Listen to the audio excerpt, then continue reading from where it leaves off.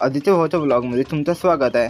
तर काय म्हणताय मित्रांनो? तर मित्रांनो, तुम्हाला सर्वात प्रथम स्वातंत्र्य दिनाच्या हार्दिक शुभेच्छा। तर मित्रांनो, आज का स्वातंत्र्य दिवस होता म्हणून आज सकाळी सकाळी आपण निघालून कॉलेजकडे जाले, कारण आपल्याला काय झेंडावंदन भेटला पाहिजे म्हणून। पण आपल्याला काय कधी आपली किस्मत फुटलीच राहते, कधी ना कधी हमेशाच जास्त तर नाही का आपल्याला रेल्वे भेटतच राहते। त्यानंतर आलो इकडं सणाच्या रूमवर, तो कॉल नव्हता उचलून त्या रूमवर आलो, तो होता झोपून। तो म्हणते का अजून झोपतो, उठवल्यानंतर मग का त्या उठवलून ना आपण निघालून मग तहसीलकडे झाले, कारण आपल्या कॉलेजची तरी नाही भेटली तरी तहसीलची भेटते।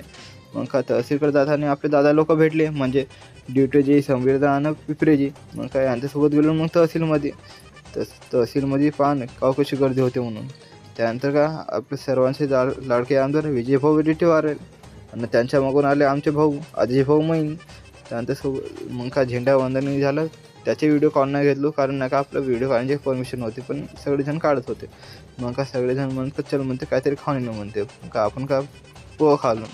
त्यानंतर का सक्षम भाऊ आणि गुटके जे आले होते आपल्या मागून, आणि कृष्ण त्या स्कूटीसोबत छेडखानी करत होता।